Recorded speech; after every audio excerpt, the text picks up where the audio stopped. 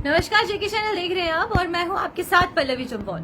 तो अगर हम आज बात करते हैं ट्रांसपोर्टर्स की, तो जहां पर ट्रांसपोर्टर्स की स्ट्राइक को आज खत्म किया गया और सड़कों पर मिनी बसेस के साथ साथ जो बाकी बसेस है वो भी देखने को मिली है। और अगर बात करें तो कोरोना कर्फ्यू से पहले की स्ट्राइक चल रही थी। जो मांगे थी ट्रांसपोर्टर्स की वो ये थी कि कोरोना कर्फ्यू, जब कोरोना ज्यादा बढ़ने लगा तो प्रशासन ने ये दिशा निर्देश दिए थे कि जो सवारियां हैं उनको 50% कर दिया जाए, यानी कि 50% की कैपेसिटी के साथ सवारियां बसेस में बैठेंगी और उनको जो है 50% की कैपेसिटी के साथ ही वहां बिठाया जाएगा। तो उस बीच जो ट्रांसपोर्टर्स थे उनकी जो डिमांड थी वो काफी ज्यादा लाजमी थी। उनका कहना था कि अगर 50% के हिसाब से जो यात्री है अगर वो बैठेंगे, ये जो पैसेंजर्स हैं वो बसेस में बैठेंगे, तो उनका जो गुजारा है वो किस तरीके से होगा। क्योंकि पेट्रोल के प्राइसेस की बात करें तो जहां पर रोज हमें देखने को मिलता है कि पेट्रोल के प्राइसेस में फ्लक्चुएशन होती है, रोज पेट्रोल के प्राइसेस जो है वो बढ़ते हैं। तो उस बीच इस तरीके का ये फैसला लेना सरकार द्वारा कि जहां पर 50%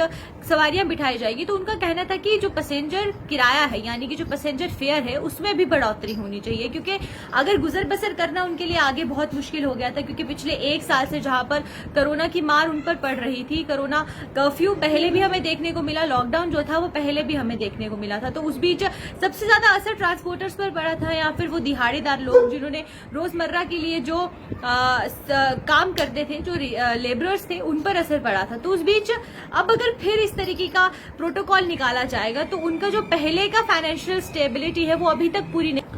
तो उस बीच हमें ये देखने को मिला कि जब ट्रांसपोर्टर्स की स्ट्राइक की गई तो काफी ज्यादा लोगों को दिक्कतें आई थी। हालांकि अगर हम गवर्नमेंट की बात करते तो गवर्नमेंट ने जो है बहुत कोशिश की, एसआरटीसी की बसेस चलाई गई और उसमें, लेकिन परेशानी यहाँ पर यह थी कि जो एसआरटीसी की बसेस हैं वो एक प्रॉपर टाइमिंग पर निकलती थी और उस वजह से काफी लोगों को दिक्कतें आती थी। जिन्होंने हॉस्पिटल जाना होता था या जिन्होंने कहीं और जाना होता तो उनको उस टाइम के हिसाब से ही घर से निकलना पड़ता था।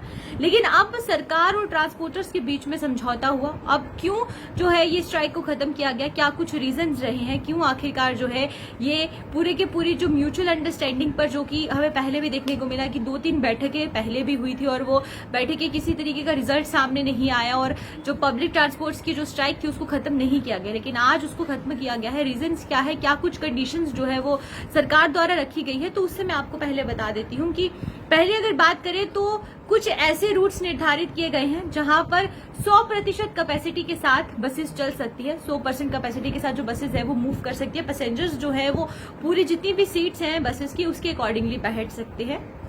और उसमें से ज्यादातर रूट्स ऐसे हैं जहां पर सिर्फ 50% कैपेसिटी के साथ ही पैसेंजर्स बैठ सकते हैं, उससे ज्यादा पैसेंजर्स उन बसेस में नहीं बैठ सकते हैं। दूसरी शर्त ये है, प्रशासन ने ये कहा कि अगर आप बसेस सड़कों पर उतारना चाहते हैं तो पहले सुबह बसेस को सैनिटाइज करना बहुत जरूरी है। जो सैनिटाइजेशन है बसेस की वो होनी चाहिए और उसी के बाद जो है सड़कों पर बसेस उतरेगी, यानी कि रोज सैनिटाइजेशन हर एक बस की होनी चाहिए ताकि कोरोना संक्रमण और तेजी से ना फैले। तीसरी जो डिमांड है वो ये रखी गई कि अगर हम बात करें एसओपीज की, तो एसओपीज को ध्यान में रखते हुए जो भी पैसेंजर आप गाड़ियों में बिठाएंगे ये ध्यान रखें कि सोशल डिस्टेंसिंग को भी फॉलो किया जाए।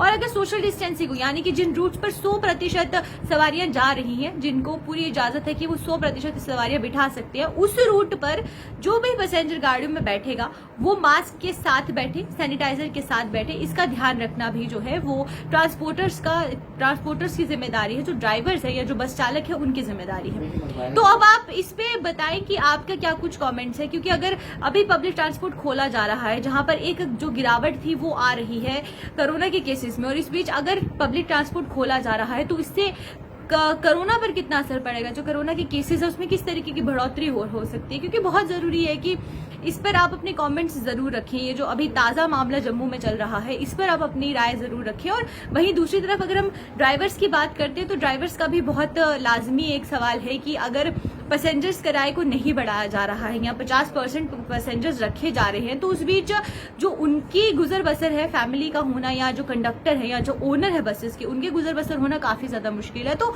दोनों पक्षों पर आप लोग क्या सोचते हैं, आपकी क्या राय है वो आप रखें। मैंने सिर्फ आपको इतना बताया कि किस तरीके से जो पब्लिक ट्रांसपोर्ट है वो सड़कों पर आ गए हैं और किन म्यूचुअल कॉन्सेंट पर ये जो पब्लिक ट्रांसपोर्ट है ये सड़कों पर आए हैं। तो आज की इस अपडेट में सिर्फ इतना ही। आप मुझे इजाजत दीजिए। नमस्कार।